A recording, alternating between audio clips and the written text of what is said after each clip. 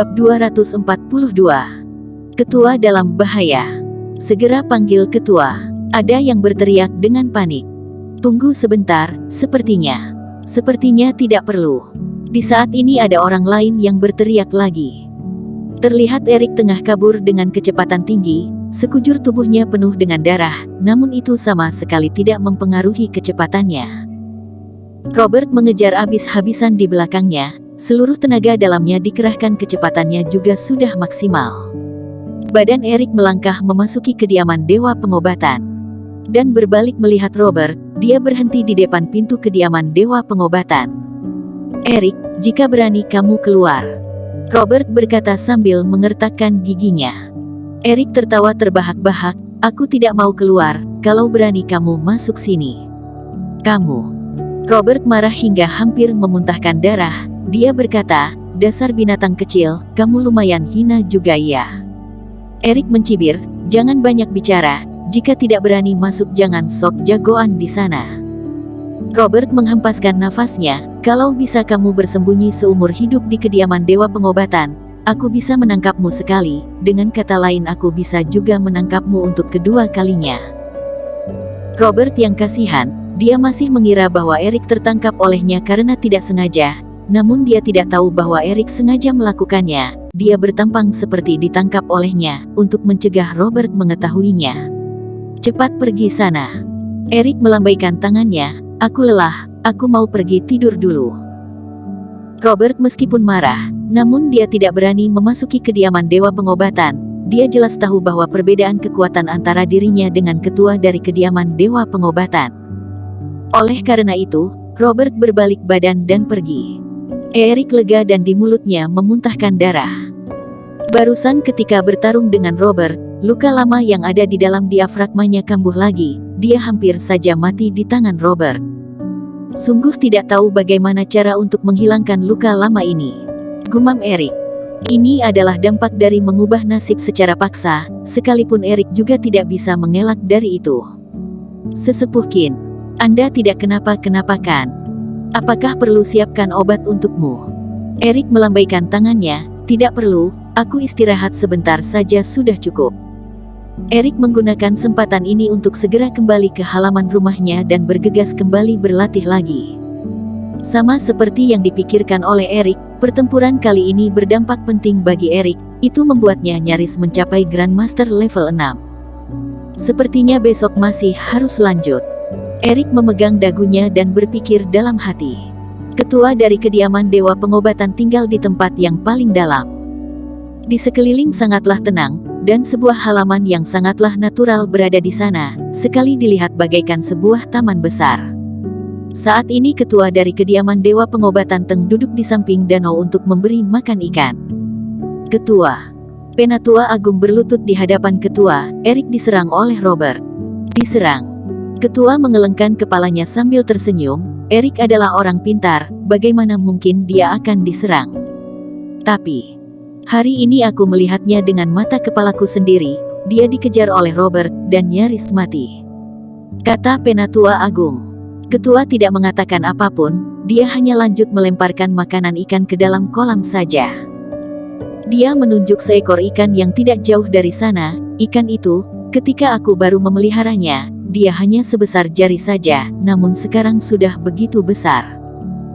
Penatua Agung bergegas bangun dan melirik ke arah ikan itu. Dia berkata sambil menganggukkan kepalanya, "Ikan ini sepertinya adalah ikan yang paling besar di dalam kolam ini." "Dulu bukan?" Ketua berkata, "Tahukah mengapa dia menjadi sebesar ini?" "Karena masalah jenis." Penatua Agung mencoba untuk menjawab. Ketua berkata sambil tersenyum, "Benar, jenisnya mempengaruhinya, cepat atau lambat akan menjadi ikan yang paling besar. Namun jika tidak ada makanan yang cukup, menurutmu apakah dia akan dimakan oleh ikan besar lainnya? Tidak." Ikan besar makan ikan kecil, ini adalah aturan yang tidak pernah berubah dari dulu." Penatua Agung menganggukkan kepalanya. Ketua bangun dan menghempaskan nafasnya. Dia mengarahkan jarinya dan menyentuh air. Genangan air yang tidak jauh dari sana tiba-tiba bersinar. Daerah air ini, hanya ada ikan emas ini yang bisa masuk saja. Ketua menambahkan, Namun setiap hari dia pasti akan keluar dan setelah makan dia masih akan pergi mengadu domba ikan besar.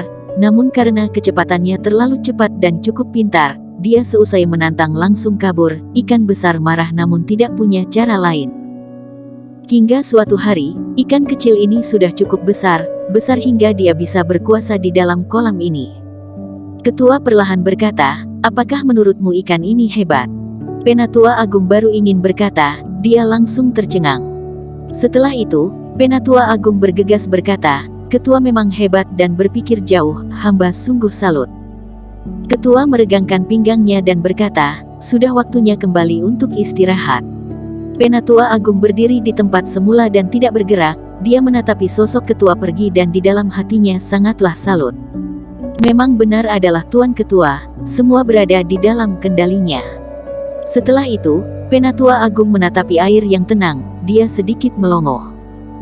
Di permukaan air yang diam, ada seekor ikan yang ingin melompat keluar dari kolam, namun gagal.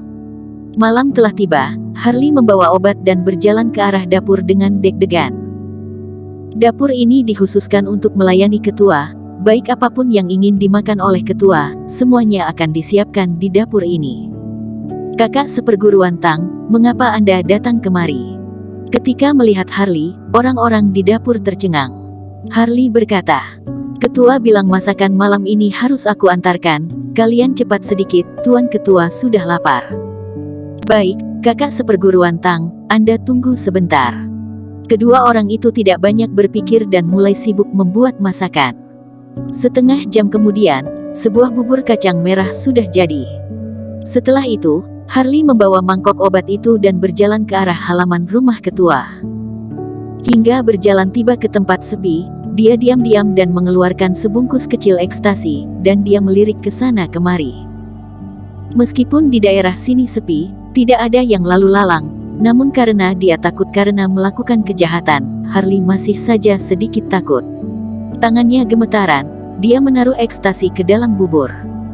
Ekstasi langsung menghilang ketika bercampur dengan air, dan tidak ada rasa, tidak ada bau. Tidak lama kemudian, ekstasinya langsung menyatu dengan bubur ini.